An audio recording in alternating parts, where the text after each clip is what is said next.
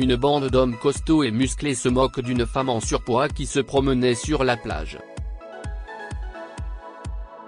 Ils le regrettent lorsque leur chef se retrouve en danger. Le lendemain, ils décident de lui rendre hommage. Patty Wilson était une grande femme au grand cœur.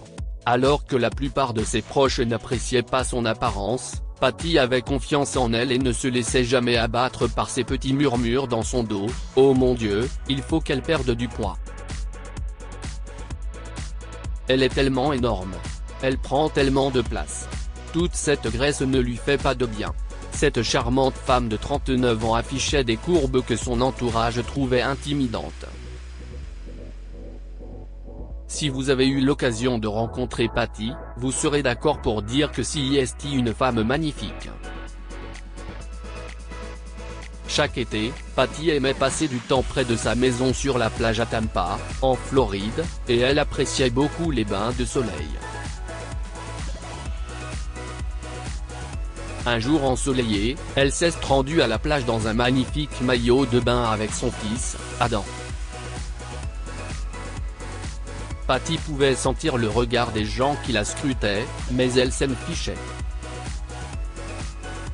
Pourquoi le ferait-elle? Elle est magnifique telle qu'elle est, et elle le sait.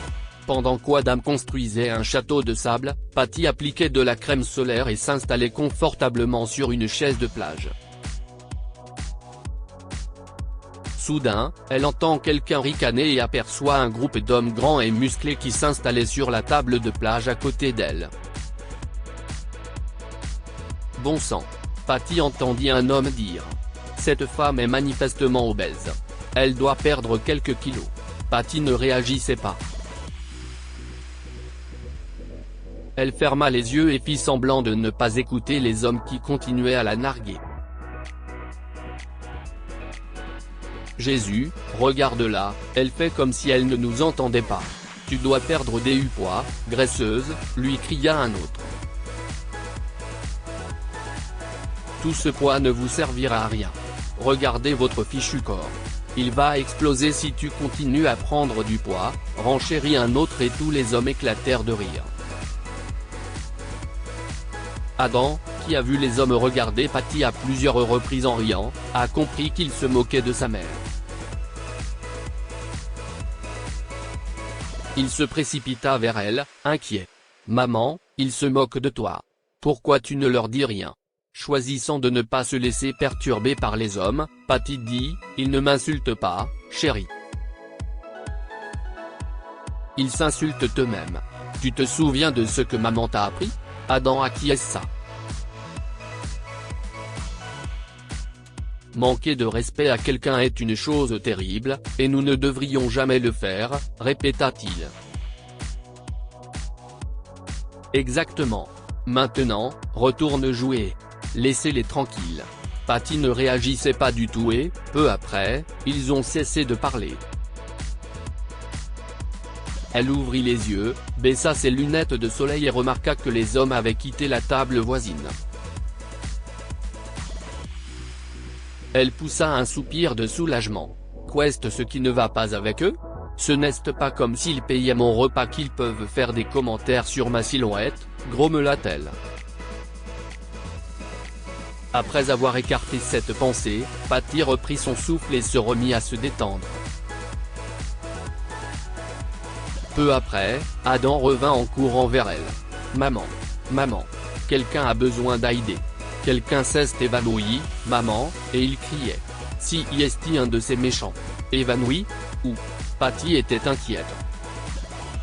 « Là, maman. » Adam montra du doigt une foule de gens au loin. Patty suivit Adam, et quand ils arrivèrent, elle reconnut le même groupe d'hommes qui l'avaient nargué plus tôt. Adam avait raison. Quelqu'un, s'il vous plaît, aidez notre patron, cria l'un d'eux. Il est inconscient. Patty examina immédiatement l'homme et se rendit compte qu'il avait subi un coup de chaleur. S'il vous plaît, laissez-le respirer, dit Patty à tout le monde. Et appelez les secours, il s'agit d'un coup de chaleur. Il va s'en sortir. Ne vous approchez pas, Grosse femme. Vous ne pouvez même pas vous aider vous-même et vous pensez l'aider ? Cria l'homme à Patty. Elle secoua la tête et dit, je ne sais pas si quelqu'un vous l'a déjà dit, monsieur, mais vous êtes beaucoup trop grossier. Je suis infirmière, je peux donc l'aider alors que vous ne le pouvez pas. Maintenant, bougez. Et si vous ne me laissez pas vous aider, votre ami, votre patron, ou qui que ce soit d'autre, sera en grand danger. Terrifiés pour la vie de leur patron, les autres hommes firent ce que Patty leur avait ordonné. Ils déplacèrent l'homme inconscient dans un endroit ombragé, et Patty lui enleva sa chemise et ses vêtements serrés avant d'appliquer une serviette humide sur le dos et le cou de l'homme. Comme les secours n'étaient pas encore arrivés et que l'état de l'homme était grave, Patty le transporta dans sa voiture avec l'aide des autres hommes et l'emmena en toute hâte à l'hôpital local où elle travaillait. Une fois sur place, l'homme fut transporté aux urgences et Patty enfila rapidement son uniforme médical. Adam a attendu avec la réceptionniste de l'hôpital pendant que Patty s'occupait de l'homme inconscient. Lorsqu'il s'est enfin réveillé, l'homme a regardé Patty et l'a reconnu immédiatement. « Merci beaucoup de m'avoir aidé », dit-il. « Et je suis désolé de ce qui s'est passé aujourd'hui. » Eh bien, cette femme obèse vous est reconnaissante de vos paroles, monsieur. Vos amis vous attendent dehors, mais vous devez vous reposer un peu avant de les voir. Embarrassé par ces paroles, l'homme s'excusa à nouveau auprès de Patty.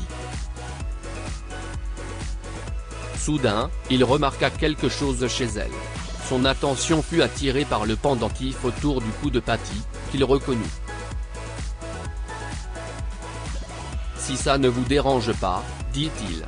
Puis-je vous demander où vous avez trouvé ce pendentif ? Il appartenait à mon ami d'enfance décédé. Il y a une photo de lui dedans. Je la reconnais. » Passant ses mains sur le pendentif, Patty regarda l'homme avec incrédulité. « Votre ami ? C'était mon mari. Vous êtes l'ami de mon mari ?» À ce moment-là, l'homme était encore plus embarrassé.